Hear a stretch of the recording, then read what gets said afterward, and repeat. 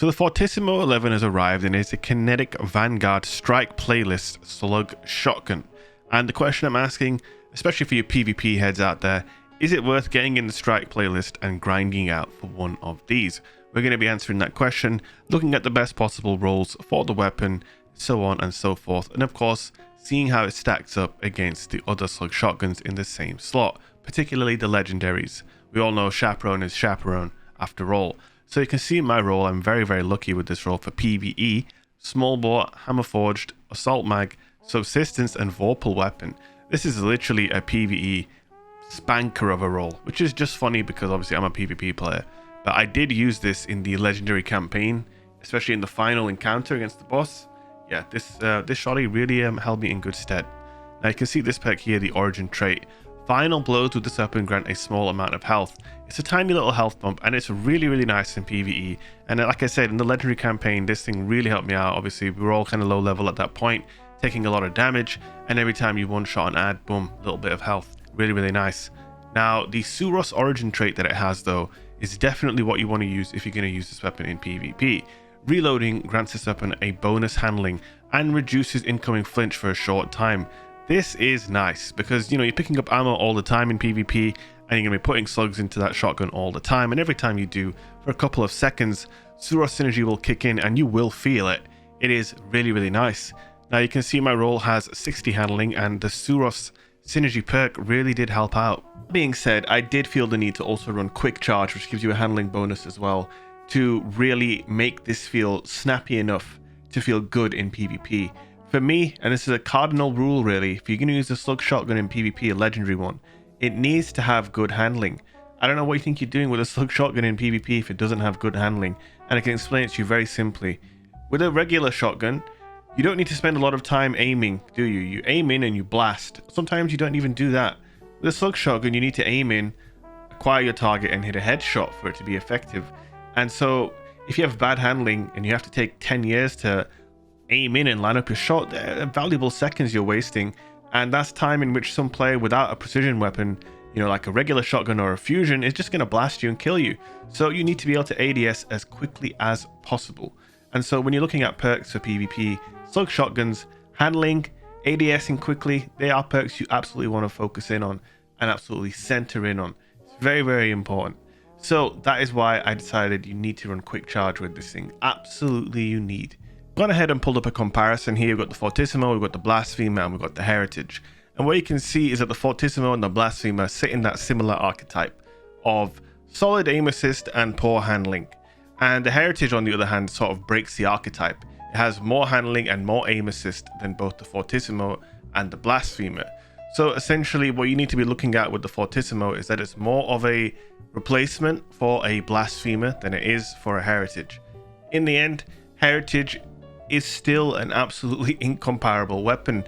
No other slug shotgun, as far as legendaries, can do the things that the Heritage can do in terms of extremely high range, extremely high handling, and extremely high aim assist. Now, Heritage obviously can only be acquired in the raid, and crucially for PvP, Heritage can't get opening shot.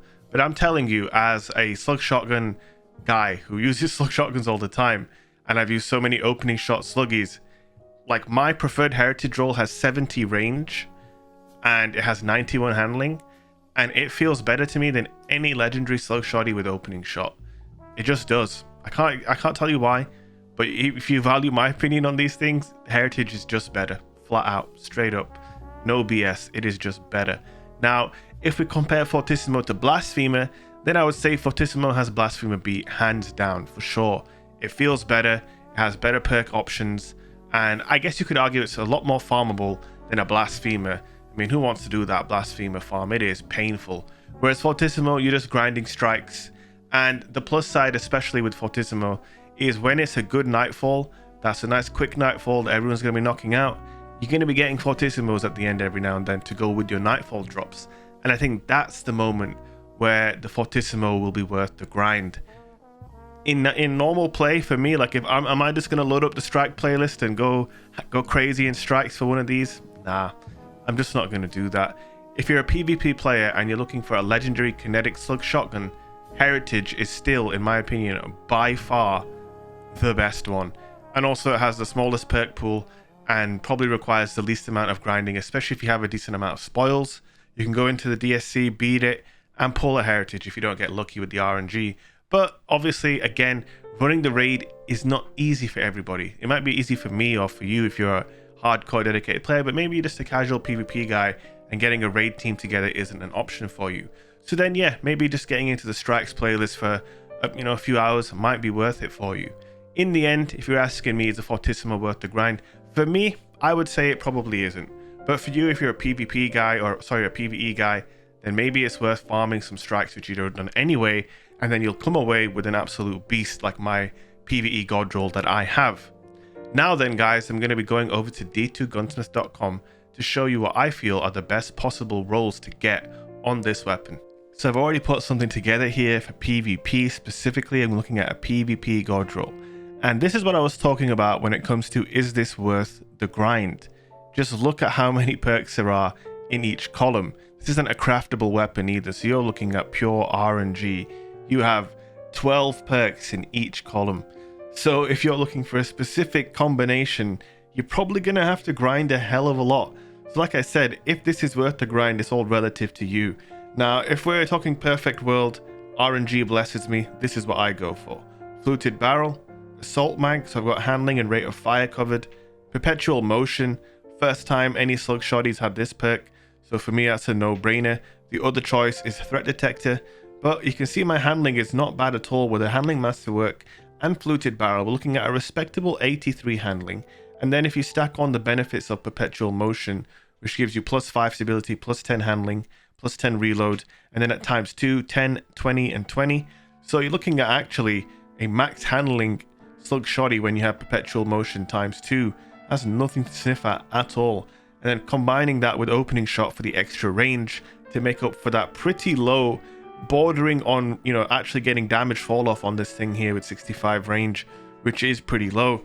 I guess you could maybe sacrifice a little bit of handling considering perpetual motion is so good.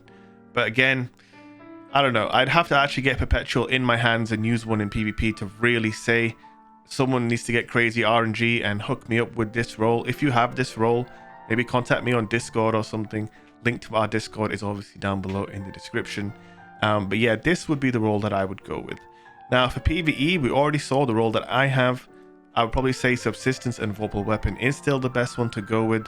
There are some other perks you could get here. Pulse Monitor, maybe a little bit of Steady Hand Surplus. But yeah, I think my personal god roll for PvP would be this one. What do you guys think? What do you guys think of the video? Do you think this weapon's worth the grind? Let me know in the comment section. Let me know what rolls you've got. And yeah, much love. Thank you so much for watching the video. As always, guys, leaving a like really helps me out, and dropping a comment and subscribing. So if you could do that, I'd be very grateful. Peace out.